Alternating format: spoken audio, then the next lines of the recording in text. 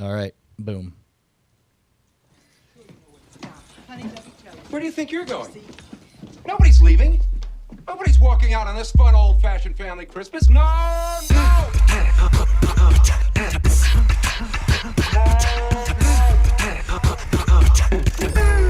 Hey, hey! We're kicking off our fun old-fashioned family Christmas by heading out into the country. It's Christmas. We're all in misery. No, no! We're all in this together. We're gonna press on. We're gonna have the happiest Christmas. Take a look. All right, let's go, go, go, go, go, go, go.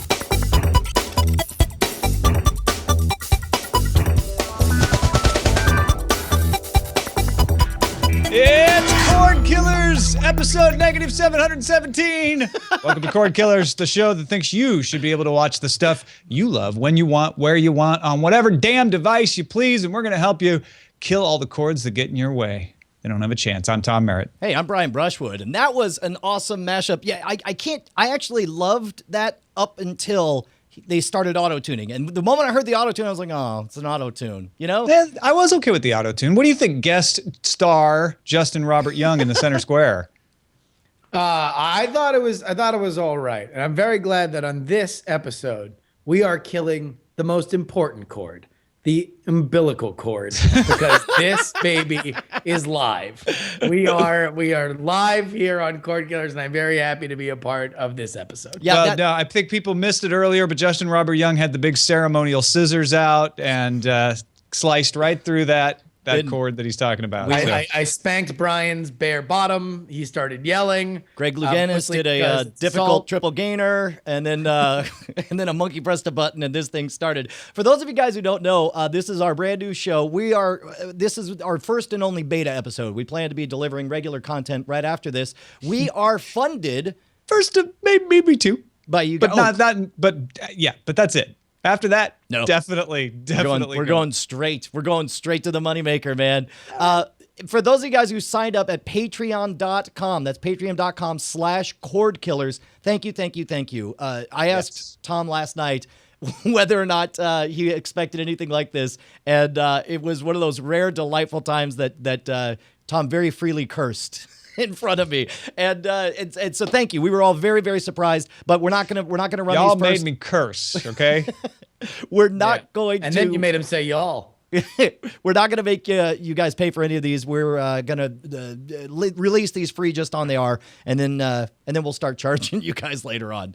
But now, where are we going to begin? Well, yeah, just if someone's like, wait, I get charged? Do you have my account number? No, for those who want to back us on Patreon, you can pledge a certain amount. And so many of you have. It's just been fracking amazing.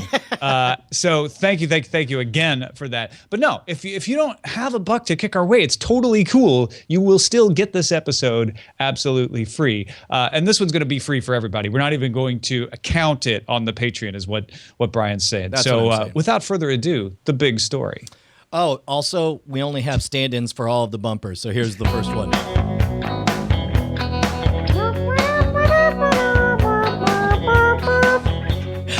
And by the way, Justin, they are able to hear it at home, but we can't hear it because science and reasons and Wirecast. Well, yeah. So as you can see, Brian has done his best graphical design work to date on our bumpers today. But if you think you can top him, we're open to that. Yeah. So cordkillers@gmail.com is the email address by all means, and we're happy to see if you can beat Sharpie on a cardboard. All right, man. What's the big story? Yeah, well, our first big story, 4K Netflix streaming launching next month, Brian. Next month. Okay, now this is... now, how much of this do you think has to do with the fact that, I guess, number one, it's Christmas season, so this is the time that people, if you're going to get a 4K TV, it's probably going to be this month, and you're going to have the same question that everybody has, which is, well, now what? What the hell do I do with this?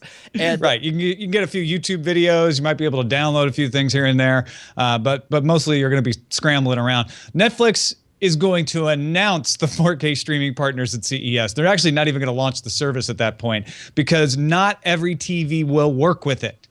Yeah, okay. Well, because it's the equipment too. Keep in mind, like the PS4 and the Xbox One out of the box don't have 4K support. They're promising like down the road, maybe you get around to or something like that. So there's a substantial lag. This really is a throwback to those early days of HD where everybody was recording in HD and then releasing in 4/3 regular standard definition, just knowing that, 5 or 10 years from now, we'll wish we had this HD, so we're doing that. And that's what I think is so interesting about this, right? Is that Netflix is saying, look, it's a chicken and the egg problem, right?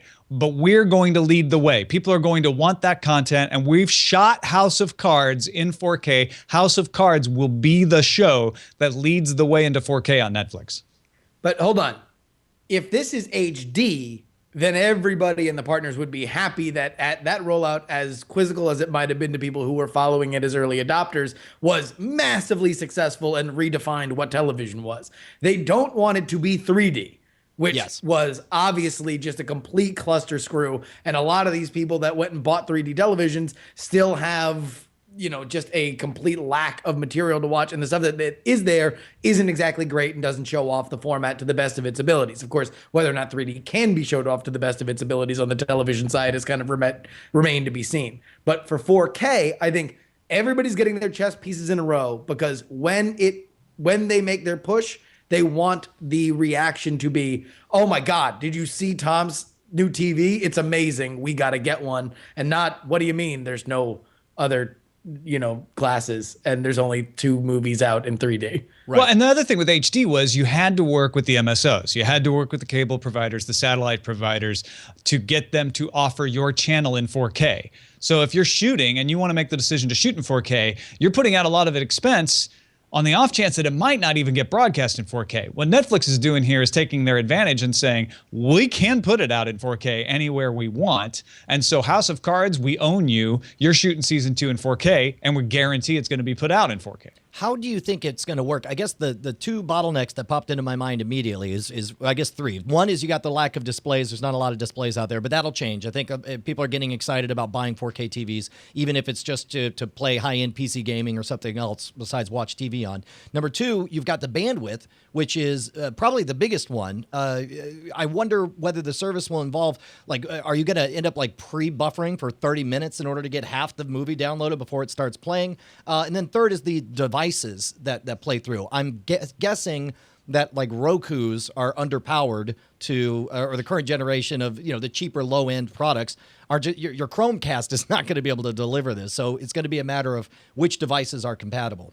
Well, and that's a big part of the CES announcement is it's going to be TVs. They're going to say these following televisions, 4K televisions, will have a Netflix app on them that will be capable of 4K. Not every 4K TV you buy will be able to play Netflix 4K, and not every Netflix app you have will be capable of 4K. So you got to keep an eye on that announcement. Otherwise, I guess they're just hoping, well, if they're rich enough to buy a 4K TV right now, they're rich enough to pay for the bandwidth.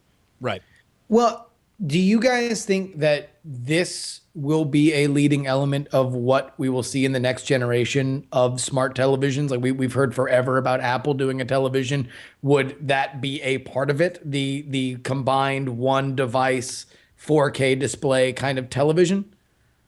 That's an interesting thought, right? Because this starts to give smart TVs a better name, whereas right now they have a crap name. Everyone just assumes that they're pretty much unusable, unless you're a late adopter. If you're somebody who just buys a TV and it has the smart TV, I know plenty of people like, well, I use the app because it's there on my remote, and I don't understand Rokus and Apple TVs. It's I think this is a really smart move, and I mean it makes sense for Netflix because it doesn't take much except for them to adjust their infrastructure and plan for something that likely is going to happen anyway. By being first, they get themselves a good name. I wonder how much cajoling it took from the TV industry for behind the scenes for them to say look, we really need content out there for all these 4K TVs if anyone's going to buy them. What can we do that would help get you providing it for them sooner rather than later? Yeah, I think it might have taken lots of cajoling, but I think that's where I go back to saying that's where Netflix had the advantage, right? Is they were able to say it will happen, and it will happen on televisions, and it'll happen with our show, and so the manufacturers leapt at that, I'm sure. So I imagine they've got a lot of really big names, Samsung, LG, those kind of names on board for this. And not to mention the fact that just the inclusion of Netflix has to make the adoption of a new format like 4K way easier than the adoption from standard definition to HD was, because it's just in a tremendously advantageous place in a business and cultural sense where people are like, oh yeah, no, it's Netflix. I watch the shows that everybody talks about on Netflix. It's a part of my daily entertainment life. Yeah. Let us move to another big story, Get Brian. ready. Here it comes. Here it comes.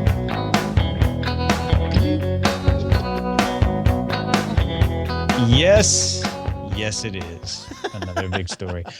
This one isn't quite as big at first glance, but I know so many people out there that got really excited about this news. A YouTube channel, not a sideload channel, an official YouTube channel debuting on the Roku 3, not the Roku 2, not all the Rokus, Roku 3, and only in the US, Canada, UK, and the Republic of Ireland. But YouTube on a Roku. Yeah. Now, how big a deal is this? Is this something that you guys, I don't have a Roku, but my in-laws do, and I don't know that they would use it to watch YouTube videos to begin with. But is this something that is like just frustrated you or defied logic? You're like, why on earth can I not? No, for this reason. The biggest strength of YouTube is its library, right? That you can think of anything and find it. The biggest downside of Roku and really any kind of set-top box has always been search. And to have it connect to your phone is kind of a workaround and an imperfect solution in and of itself. So that, unfortunately, what you would think would be a natural marriage, this gigantic video library, your television where you watch a lot of video, has always kind of died on the vine because their natural strength and the natural weakness have unfortunately been at the same point. Now we are in a position where that gap is getting closer. However, and it's good that it's there, but I don't know if everyone's going to be doing a backflip like they were a background dancer in Newsies because the YouTube app is on Roku 3.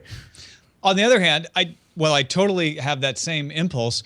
I saw a lot of people maybe not doing handstand dances, but they were very excited to finally get the real YouTube app. And I think that's a testament to the number of shows that are on the platform on YouTube that people are starting to follow and they want to watch on their television. And this makes it easy. It also has the send to TV integration with the YouTube app. So kind of like the Chromecast works, you can now pick a YouTube video on your phone and then send it to the Roku. So the other thing is just like, hey, have you seen this trailer?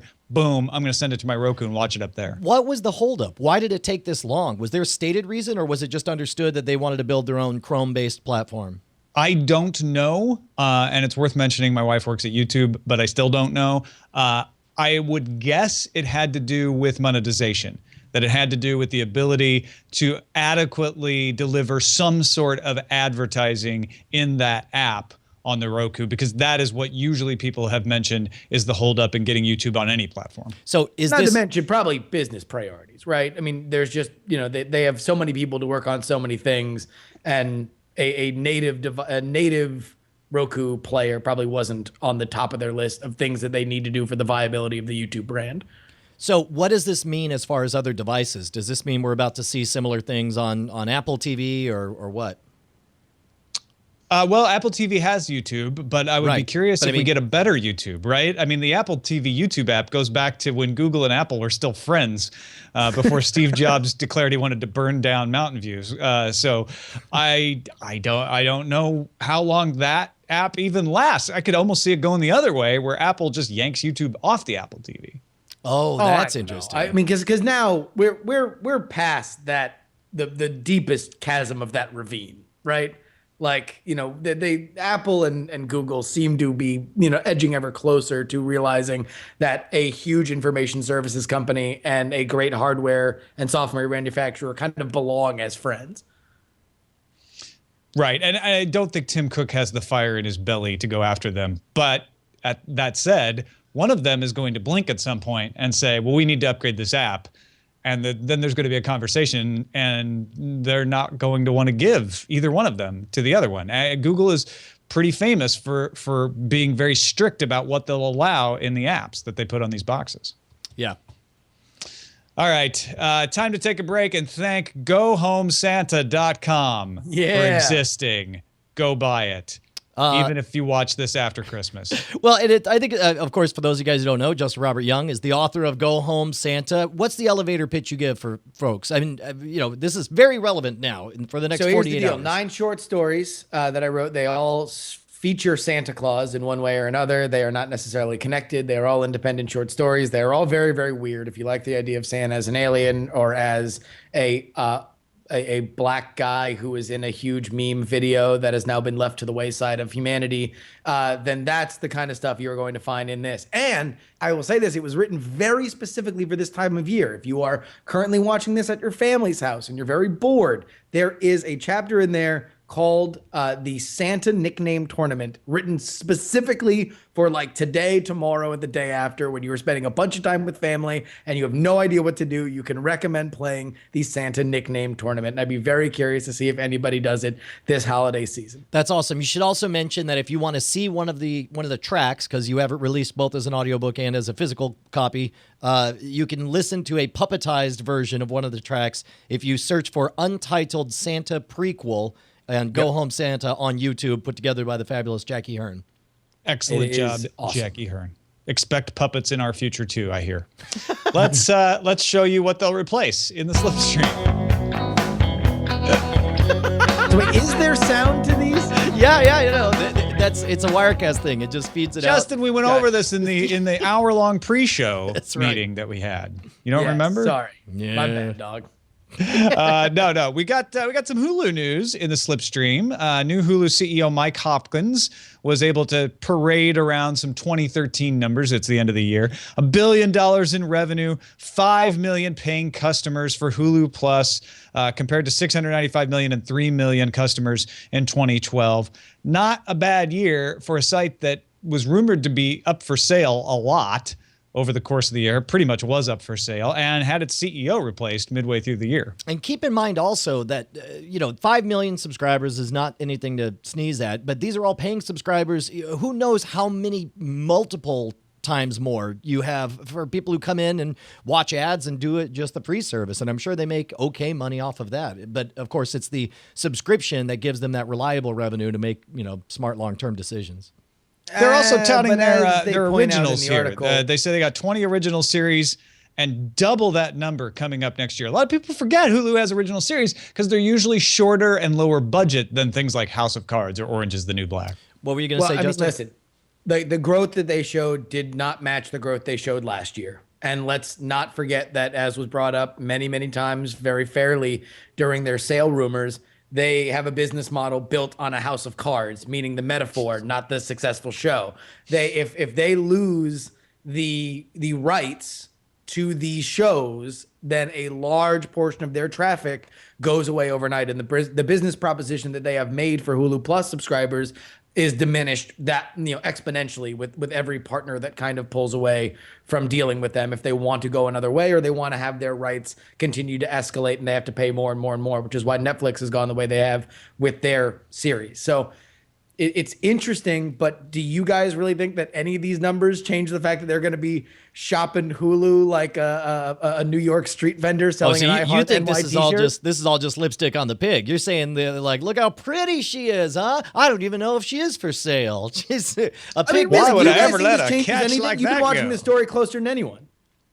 I don't know. I mean, weirdly, it seems like nobody wants to buy it, so I might as well try to make it a success. But again, it suffers from the mushy middle. It's like Hulu isn't one thing or the other. It's this hybrid of a thing you pay for and then also put up with ads, and it's like I just think it would be as a matter of fact, here the top comment on this, if you pan down, it's the top comment is, if they actually stop playing ads for subscribers, the headline could have been Hulu Plus passes 30 million subscribers. 100% agree. And that's what it boils down to. And I think, because even though I've said I don't think there's a reason to buy Hulu Plus, there are some. If you're really into the exclusive material, like some of the Criterion Collection stuff that's in there, it's probably worth it. If you want the kids stuff that's available and you want it to have it on the iPad, it's the only way you can get it easily anyway.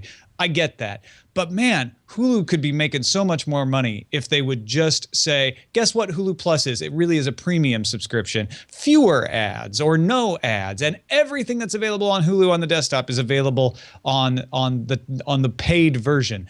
I get why they can't, because some of their licensees say, well, we'll only make it available on the web. So make a call, make a gut call and drop that stuff. Tell them, look, then you're not on Hulu. We've got all of these viewers. You don't want to reach them? That's fine with us. I think we won't put you in. I think they're closer to being able to do that than they've ever been. And in that regard, I am very excited that they at least have some kind of hard number like this to point to. And it's so funny because, like, remember, sitting on the outside, Hulu was created. It looked like a company that was built to fail so that they could say, sorry, we tried. And the fact that we're now at this point, I would love it if they just were like, well, I guess this really is what people want, and maybe we should provide them that. I would actually go the other way. I think that they have walked too far down the path of making these kind of onerous deals with the rights holders, because they were born of rights holders trying to get, deals set in favorable positions for them, that it's going to be very, very hard to walk that back. It's hard to look in the eye people that were, and still are, in majority stakeholder controls in your companies and say that we're going to not, we're going to redefine how these deals are done. And I almost feel like, will the successor to Hulu, spiritually or through the same leadership people, be a better version of this? I certainly hope so, because they've proven that this is something that people want. But I feel like Hulu is it's destined to get sold for parts and to somebody that can do something with it. Well, maybe that may be what it ends up happening. But don't forget that Mike Hopkins is a former Fox distribution exec. So my guess is Fox won the war. Remember, we either sell it or we take the Fox tactic of using it to control distribution, or we take the ABC tactic and open it up. When they named Mike Hopkins, I think that was a signal. Fox won that debate. So this is going to become an attempt to say, hey, would you like to watch a channel's shows? Buy Hulu Plus and you'll be authorized to watch these shows. And they'll make attempts to bundle it in with your cable subscription and stuff like that. I wouldn't be surprised. Man, how long until you skip bothering to have? Because right now the proxy we have, and I'm sorry we're going long on this, but the proxy that we have is if you have a cable subscription, then all of a sudden it opens the gates and you authenticate and you're able to do all this stuff. But you have to bother to have cable. Cable has to bother to exist with a model nobody wants anymore. And Hulu has to bother to exist if it wants to do the same thing. How long until you just have all these deals and then it's just one, you just buy a season pass to all the movies. You just pay your dues, and then you just run wild in that ecosystem. I don't know. I think that's the end game, right? But how long? I don't know, 10, 20, maybe even longer years. I mean, there's a lot of deals out there that have to be unwound, and a lot of people in positions of power that have to die or retire before they really allow all that stuff to get resolved. I'd say, what minor story your to go dues, along with this, brother, by the way. When Hulu Plus runs wild on you. That's right. If you remember the Video Privacy Protection Act that Netflix was fighting so that they could share your rentals on Facebook if you wanted, Hulu's getting sued, a class action lawsuit out of California, for that very same thing, for sharing details with Facebook and with ComScore, for that matter. So Hulu might have a tiny bit less money to strike deals with in the coming year. Interesting. Time for Tube Tops. Yeah. See, look at it. Looks great. You know you love it. Tube Tops, of course, the segment where we talk about set-top boxes. And a lot of folks out there are fans of Simple TV. I have an original Simple TV from the Kickstarter myself. They have released an Android app now so that you can control the Simple TV and watch the Simple TV recordings you have on your Android app. Of course, Simple TV allows you to record over-the-air broadcasts, and their big push when they first launched was you could watch them on Roku. Now you can watch them on Android as well, along with your desktop, and also on the Ouya. They've launched an app for the Ouya. So they're moving out into more devices, but I'm still not loving the way it works. And of course, I have original hardware, and they have better hardware now. But I know we really want this. Just moving into more platforms like Android and Ouya, does that get you guys excited? Well, it's tough because you have the two things. You have number one, you have the chess match of being on all the devices and in all the places so that you can raise the funds so you could bother to make it something that everyone's going to love. But then they also have the fact that it's like we just want something that you're gonna love, and I know you were disappointed, Tom, with the experience of yours. Because I love the idea, right? I mean, the idea is all I need to do is plug this thing into an antenna and put it anywhere on my network, and then on any app connected device, Roku, now Ouya, now Android, my laptop, I can watch over-the-air broadcast as well as anything I've recorded off of over-the-air broadcast. It's a cord cutter's dream. Yeah. But in theory, to me, this is great. It's a great footprint for them to expand where they are, right? In the same way that, listen, if we were to dial back the Wayback Machine with Peabody and Mr. Sherman and go back to see, some of the little moves that Netflix made that kind of led to its success as of now, then yes, it is good to kind of get out to different platforms so you can experience their service. The biggest problem with Simple TV, as I understand it, is the service itself, specifically the screen, the image quality, the fact that it's getting this pristine over-the-air image and doesn't necessarily translate and is really, restricted by your upstream bandwidth if you want to stream it somewhere else. So it's an evolving product, but I think these are good moves. They're just not key to the general success of this product specifically. I'll say that the picture quality is not a concern for me anymore. I think they've really done a good job with that, even on my old original piece of hardware. The interface has gotten improvements, but it's still really slow to change between channels. They've improved it, but it's still not great. And they've got some work to do on the management aspect. I'll tell you what, I've made this prediction before, and I mean it. The next device, the next set-top box that's going to win is when they announce some kind of technology that pre-buffers the next channel over. Because it's been 30 years since the best channel-changing experience I ever had is an old analog TV. As fast as you could hit the button, you could instantly see what you're looking at, and you instantly knew, crap. Oh, good. Oh, that commercial I wanted to see. And ever since we entered the digital age, ever since 2000, it's sucked to sit there to like, oh no, that's not what I want. That's way far. That's not what I want. And it's like, if we can get to that fast stimulus response moment, then I think whoever does that is going to win. Yeah, we were struggling with that on the Xbox the other day. We were trying to use the Xbox to control the DVR, which you can do. Yeah. It doesn't have the DVR listings, but you can do the fast forward and the rewind. And no, we went right back to the remote. We're like, that's no way to live. Agreed. Speaking of Xbox, though, they're in the film. Super smooth. Good.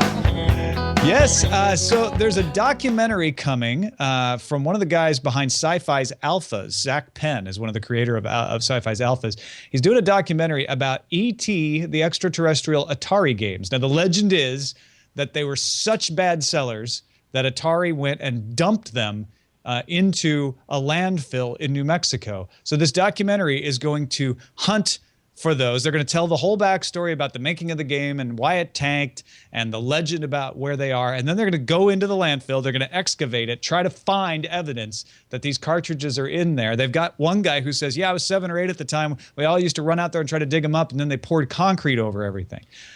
The reason we're talking about it here is not only just that it's a good geeky documentary that we're looking forward to, but it's going to be premiering on Xbox. And in that regard, it's brilliant. It's a good move for Xbox. It gives them credibility. Xbox is playing a very long game here to stop being your internet your gaming console and become your internet connected, your living room's port to the world of entertainment. And I think it's good that they're buying a little bit of credibility.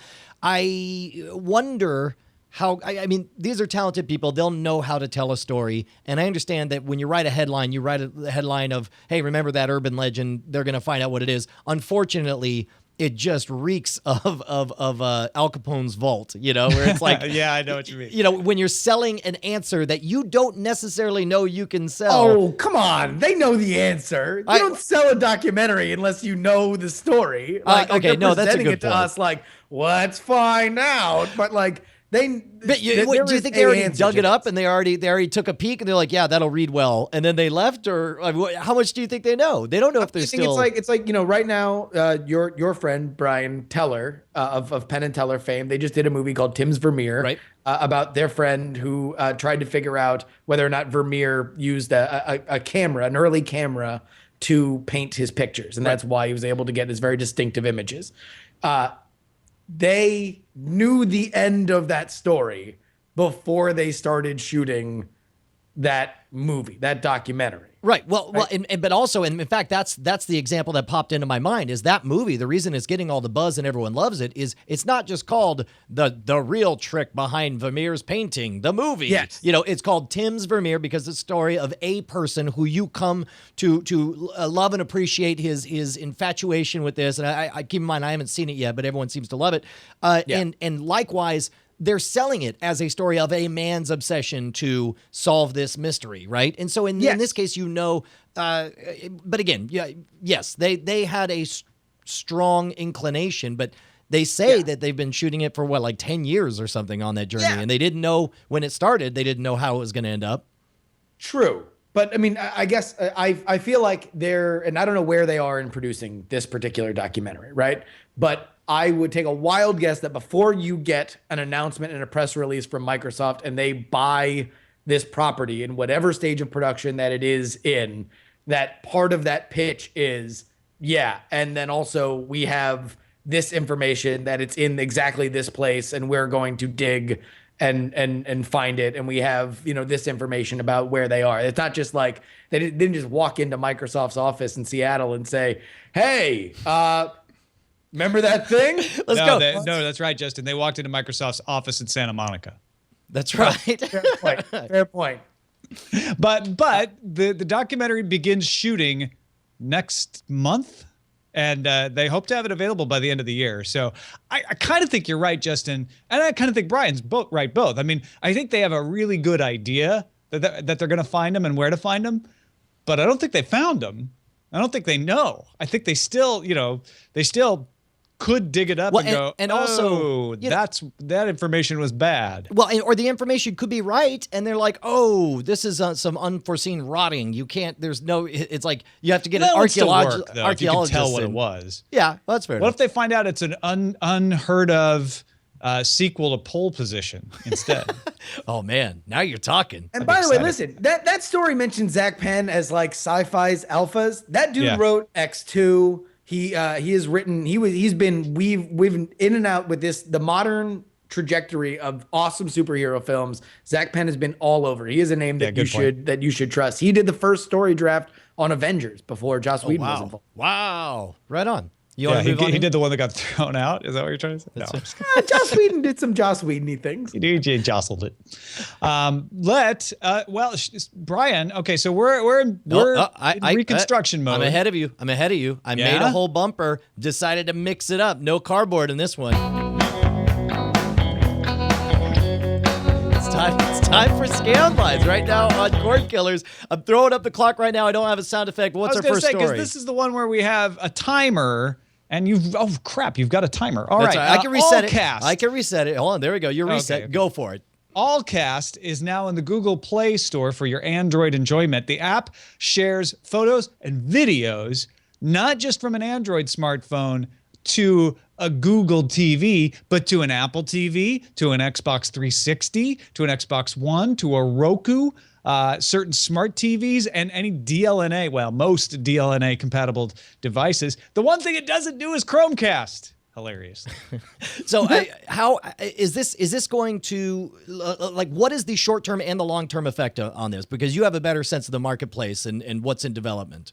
Well, this is a nice thing for Android users, right? Because they're like, I don't really have AirPlay. We have DLNA, but it doesn't always work. AllCast is going to change that game because it's like, great, now any of your Google Play stuff you buy, boom, you can cast it wherever you want. And those who use AirPlay and DLNA know that is so incredibly convenient. Yeah. It's the reason to have Apple TV. And we're out of time on that one. So Stevie, in fact, can we make that the official sound effect as when Justin goes, Stevie is basically, is it an app or software or website or service? How do you describe this? Okay. It's an app. They have it coming to Android, I think, if I have this right. And it's available already on the web and on iOS. But basically, it creates. It finally arrived on Android today. But yeah, so it's actually pretty cool. I set it up with Twitter, and it just starts playing videos that people have tweeted. That's amazing. And it makes it like a full television channel. It'll just keep on feeding you more and more of that stuff. My guess is that you could tweak the algorithm saying, like, I don't want videos of a certain length or more happening, I would assume. But this is a cool idea for if you want that kind of sit back, nonstop TV like experience. I think this is going to has potential. In the movie where we replace Twitter with the business world, the Wall Street movie, we'll have Gordon Gekko showing this on a screen. Hey, one of the pieces of feedback we got when we were asking people about Cordkillers was, I want more international stories. So here you go. Singapore-based company owned by Japan's Rakuten called Viki is known as the Hulu of the rest of the world. They're partnering up with Baidu, which is Chinese big search engine. They're kind of the Google of China, to offer premium TV shows, movies, and content translated and subtitled by its users. This is stuff from like Turner and Cartoon Network. Yeah, and this is brilliant because it's number one, like Vicky's got the right idea in that by making it possible to bring stuff that's not monetized at all in one country to another, and to overlay that with the very passionate fan sub community. I think this is going to be very, very smart. Justin? I think it's great, and you can translate that, Vicky. What does that translate into? This is man, I'm gonna let Justin actually tell this story because I don't know nothing about sports. But there's a TV app that brings Sky Sports to Apple TV in the UK, and I assume this is another piece of the puzzle all coming together, right, Tom? Well, here, yeah. So, Tom, go ahead. Oh, yeah. No, I thought you were going to let Justin tell it. But yeah, I mean, this is the ability to get live sports for £10 a month on your Apple TV without having to have a cable subscription. Awesome. It's going to be very similar to what the experience of ESPN3 is on the Apple TV in America right now, except that is something that you authenticate through your cable system. This you would be able to buy straight off your Apple TV. So yes, this is Sky Sports going in the direction that we assume companies like ESPN and Fox Sports will eventually, and it should be made mention. This is the same News Corp parent corporation that owns Sky Sports, that owns Fox Sports 1. Fox Sports 1 wants to compete with ESPN. This could be a huge thing for them going forward to sell unbundled, buy it on your device, a subscription. And Ripper Street may return. Some of you may have watched it on BBC America. Some of you may have watched it on BBC. BBC in the UK canceled it, but Love Film, which is owned by Amazon, is talking about doing a joint production wherein the BBC and Love Film would co-fund another season of Ripper Street. It would premiere on Love Film and then show broadcast on BBC One. Now, we had seen this trend before, and certainly in America, we see it in reverse, though, don't we? Usually? Right. No. Friday Night Lights. Friday Night that's Lights what I was saying. Canceled by NBC, and then DirecTV stepped in. It premiered in its entirety on DirecTV's Channel 101, and then started going on never NBC an online after the service. DVD was out. Yeah. No, so it's good. It's good that it's happening, and I'm glad to see more international players in this space. Last story, Walkie.tv hits 1 million users for its on-demand movie and TV streaming service, 125,000 from the UK alone. What does this mean, Tom? This just means that there's more of this Japan-owned Rakuten company snapping stuff up. Walkie has an interesting proposition. They offer both unlimited and digital titles, kind of like what Amazon does, right? Where you can get Amazon Prime, but you can also buy stuff at the same time. They're also rolling out on things like the Xbox 360, the iPad, and Android. So in the UK, in Spain, in Andorra, this is a big competitor in the space. Again, internationally, we're seeing tons of players jump in on this stuff. Yeah. I mean, they also call soccer football, so what the hell do they know? All right. I guess with that, we wrap it up, and we're going to move on to what we're watching. Boom.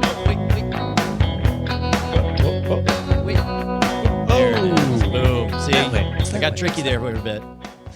It's tricky to rock around the clock. Yes. So what we're watching? Oh, we're going to do that. Yeah.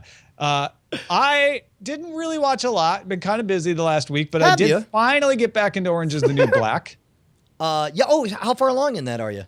This was episode 8 that I watched over the weekend. So at this point, like, it's taken root. You know the characters, you get a sense of their storylines, and you're speaking their language. Are you tell you what, liking it? the only thing I don't like about the episode I watched is the boyfriend, the fiance storyline. Oh, God, do I hate him. Yeah, get me back into the prison. Don't care. I hate him like you are supposed to hate supervillains in comic book movies. Like, I don't like him. Wow. I distrust his intentions, and I don't enjoy anything about Jason Biggs. And also to give Hulu a nod, I know I rail on Hulu Plus, but I've been watching Father Ted and airplaying it to my Apple TV. And I know those of you who've been Father Ted fans for years are like, "What took you so long?" I don't know, but it's hilarious. And even Eileen was laughing at it. She was just watching it randomly because she happened to be in the room. It was some good episodes. So if you haven't ever seen Father Ted, definitely worth looking. It'll give you. Yeah, I'm in the same boat as you, Tom. It's been a real busy time, so I haven't watched a lot. I did get sucked into like a 45-minute fascinating interview with Mike Rowe it's available at reason.tv or reason.com, I think, on there. He's got this new set of scholarships, and he's focused on the lack of a focus on work ethic. He points out that that there are so many jobs that need to be done that everyone feels like they are above, that everyone thinks they all have to go to college, and that's a real problem. So he's created like a scholarship. He says right now we only have scholarships that reward 4 things. It's either athletic talent, intelligence, musical skill or some specific skill, and of course need-based scholarships. There are no work ethic-based scholarships, so that's what he wants to do is not knock on college, but instead get people doing the jobs that you need. He points out that like a welder right now in a particular market can do $100 an hour and work as much as he wants for as long as he wants, and can do very, very well in a specific trade. He's a really interesting guy. Cool. That dude, Justin? Mike Rowe, did stardom the hard way. Yeah. He is the working class television star. That dude, between Home Shopping Network and local news, he has a very real life Ron Burgundy path to fame. Trained opera singer, no lie. Really? I didn't know that. Yeah. No, he used to appear in bit parts in operas, making some scratch here and there. And Justin, you've been watching what? Let me tell you guys about this kid here, Bo Burnham. All right. If you haven't heard of him, he's a huge YouTube guy. He had a show on MTV called something is going to be famous that got canceled this year. He did a special that is right now free on YouTube or also on Netflix. That is his stand-up. And I can only define it, and it is a hard thing to define. But if you enjoy Steve Martin's stand-up, if you enjoy Zach Galifianakis' stand-up, and you mash those into somebody with a very modern sensibility, you will very much enjoy Bo Burnham's stand-up. It's called What, and that's WHAT period. You can just search Bo Burnham What on YouTube, and it is extraordinarily funny. He's very, very talented. It's maybe... It was the first time since Zach Galifianakis that I watched a stand-up special, and I was like, wow, this is kind of not like anything I'd seen before. Very, very good. Right on. I'll make sure to check it out. Now, Brian, where did you watch the Mike Rowe interview again? Reason.com. I mean, it's on YouTube, but reason.tv. Why? Because I just noticed, and this was without planning, all of what we were watching was online.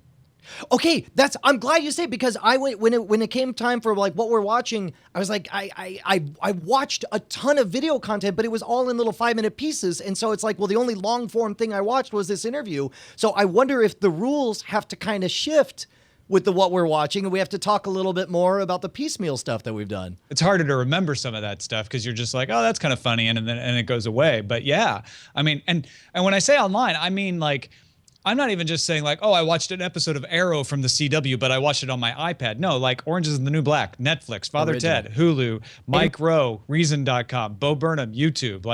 This was all right from the net. That's awesome, man. Net citizens. It's all happening. Right. Are we doing the movie draft? Yes. Let's check it on the movie draft. I have a fancy graphic. Here it is. Berto's going to be mad. See? Looks classy, doesn't it? It does.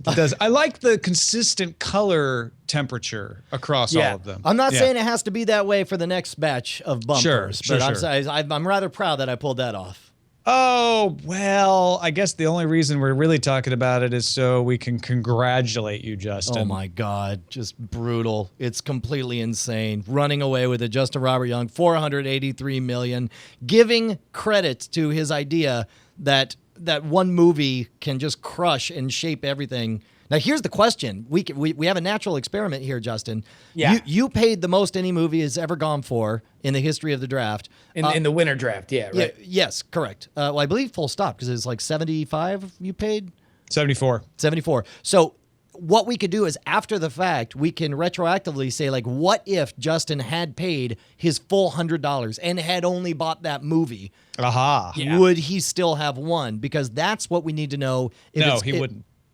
Well, Okay. not yet. I mean, you have to wait for what is referred to in the industry as the Christmas multiple to really kind of see whether or not the Hunger Games is just going to stomp out everything else. But As soon you as we're have done with the Christmas 371 holiday. with the Hunger Games, Casey McKinnon and Father Robert both already have more than that, and they both have movies to come. So I think it's you're right to have a scientific conclusion. We have Yeah. to wait. Doesn't look like it's just that this is such a weird week/weekend in with the holidays, in for sure. movies that you would think that something like the Hunger Games, which is a big family, I mean, like something that you could take the family to, that everybody, many people have seen the first one, would do well over the holiday season. The question is exactly how well it does, and more specifically, whether or not it drowns out some of the other films that are yet to come out. But we will see. And really, I think the thought going forward is whether or not, especially in, and I would say only in the winter movie draft, when the pool is a little bit smaller, the dollars are a little bit lower, whether or not we want to think about splitting movies in the future, for which I am totally against, except for Star Wars, because I think Star Wars might be the highest grossing movie of all time. Well, we'll see. Anchorman, only 40 million, Brian. Wait. Not that it really would have. Anchorman's out? I didn't know. Yeah, I Anchorman wish 2 they'd came out, promote yeah. it. And then, of course, the Christmas movies coming out. Father Robert Balasair with The Wolf of Wall Street. See you in the chat room, Padre. Good luck with The Wolf. I have Grudge Match, which I still have high hopes for. It will push me up. Oh, no, I don't. Casey McKinnon has The Secret Life of Walter Mitty, which could do something to help her, actually. And then 47 Ronin for Jeff Kanata. Of course, the final one will be Brian with Paranormal Activity, the marked ones. But that's not until January 3rd. That was one that I got awarded as a pity prize because all my movies got moved out. I mean, 'tis the season to go to horror movies, right? Ring in the new year with yet another in that franchise of It's going to scary be movies. a horror of a 2014. Exactly. All right, look, let's just move. Hey, do we have a premiering this week bumper? No, that Which one we normally don't do when we have the movie draft, but we have a Netflix premiere coming up on tomorrow, Christmas Eve. It's the kids' animated show Turbo Fast, based on Turbo. This is the one we've talked about where they're only putting out 5 episodes because they're putting them out as they get them done. Yeah, that's right. We had our industry insider who said, no, they're just really hard to make. Lay off. So, By the way, this alone. is traditional 2D animation, right? Yeah. I don't know. I saw a promo for it, and it looked way more compelling than the 3D movie. Wow. Well, I'm sure I'm going to get to see it because the kids have taken to exploring all of Netflix on their own. You know, they just go try stuff on and they rewatch stuff that they like. And anyway, who knows? But look, let's move into some feedback. Here's a song. Totally different. Right on. Do we have some feedback? We do, actually. That you can We've read. been getting emails to cordkillers@gmail.com, our email address. Philip and Wendy wrote in from Brooklyn.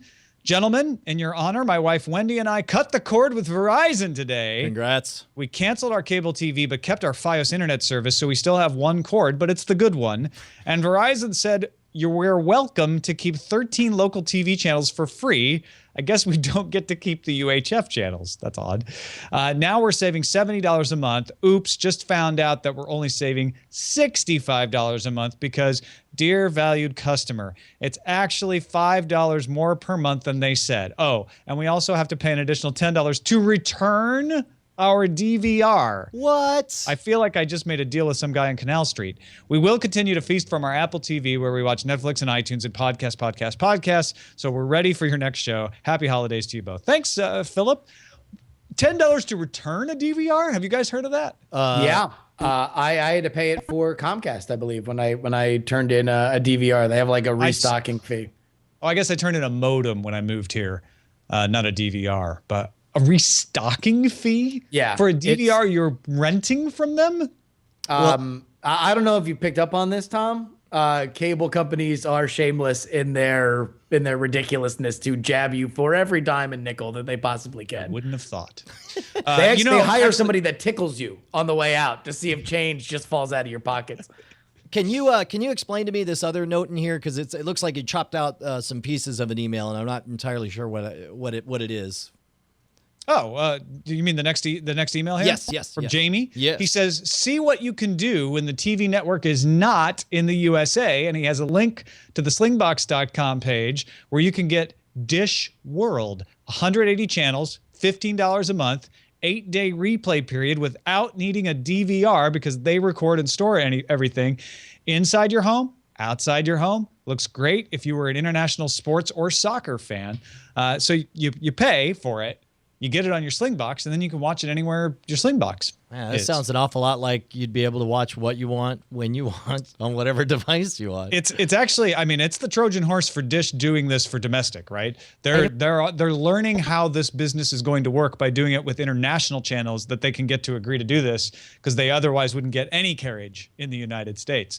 And then when they're ready to pull the trigger, they're going to have a lot of research under their belts. Yeah. And that's the thing. Dish is one of those companies that in these shifting times is very much the wild card, double middle finger doing donuts in this, very nervous landscape because they really have very little to lose. Yeah, well, we talked about it, man. They're the RC Cola, and they could afford to go totally nuts because you're right. They have nothing to lose. That's why they're doing the hopper, and they're like, screw you, we'll edit out the commercials and stuff. Yeah, come on, get some. Yeah. No, I think it's great. And I guess that's it for feedback. I can't believe we stumbled through our first beta episode of Cordkillers. I know. That's amazing. You know what? I got to tell you guys, I am still a DirecTV subscriber. I'm the rear guard action for Cordkillers. Part of the reason for that, I haven't even done the chicken challenge, is I was on a year contract because of the move. And I just didn't want to mess with that. But I did call to cancel Showtime yesterday. Oh. Because we got Showtime with it for free for 3 months on a special rebate deal. So I was calling to cancel it, and they're like, well, why are you canceling it? And I'm like, we just don't watch it. I'm like, well, tell you what we'll do.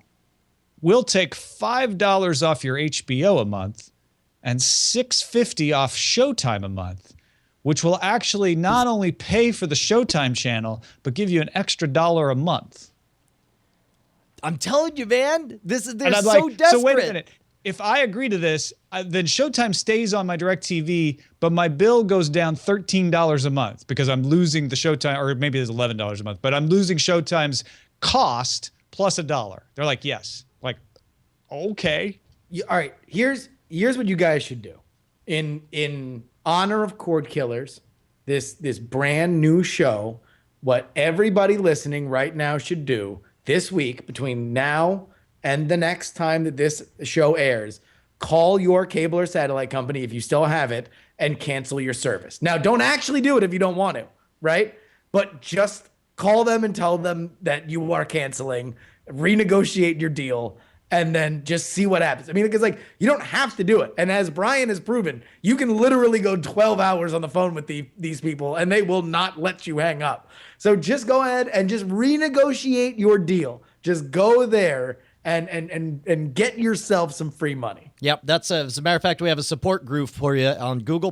Just do a search for Chicken Challenge and report your findings. Chicken Challenge. I'm going to go ahead and call it up here. But the Chicken Challenge, you'll see my face pointing a finger at you. I guess it's now a different. Do we need to make a new group, Tom? Apparently, you can't change the names in Google communities. Apparently, there's a show, rest in peace, that had a chicken challenge, and now they've got a support group for all of you guys right there. Somebody said in the chat room, I think that show was a beta for this. Oh, I see what you did there.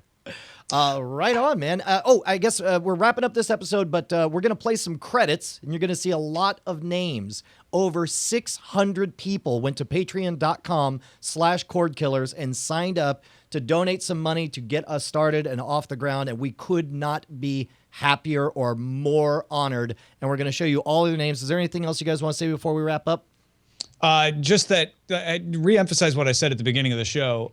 We really thank the folks on Patreon who feel like it's worth their while to kick us a buck to do the show. If you can't, we totally understand. That's fine. If you're interested, Brian's got stuff available on the Scam Stuff store. I've got books at my website, TomRittBooks.com. So you could show your appreciation that way and actually get something physical in your hands, or an ebook in my case. But we do it because we love doing it. So, right. Yes, we need Patreon support, and we need other support to help pay the cost of the show and for our time, honestly. But we are super appreciative that you think this is worth supporting. So thank you so much. Yeah, and basically we just opened up another piece of the spectrum, more bandwidth with Patreon. If you want to give us money directly, that's great. If you want to buy stuff from us, that's great. If you want to support our sponsors, as soon as we start sharing them with you, that's great. We ever have sponsors. That's but you guys are making something truly special happen, and we can't thank you enough. And Justin, we're going to wrap up here. GoHomeSanta.com, right?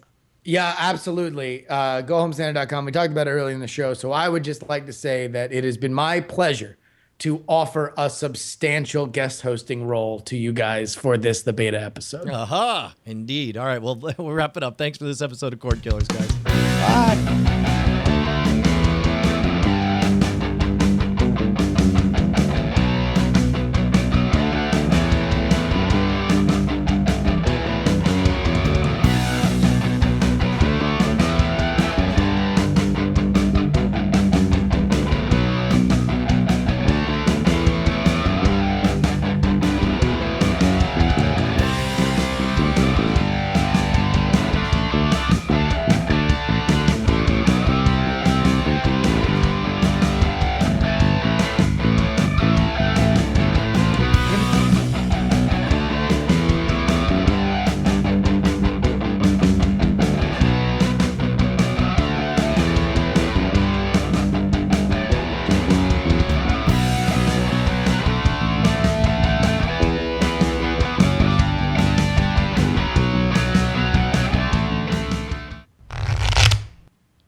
Oh, yeah. One little side tag on there is that list was the people who donated $5 or more, the highest of the high core. They're high. They're very high, all of them. Thank you for getting high. Dog. They're pie high dogs. Y'all ever heard of Cordkillers? Hey, what did you notice? One was called MPAA. Yeah, no, I derived a lot of pleasure from that. It was amazing.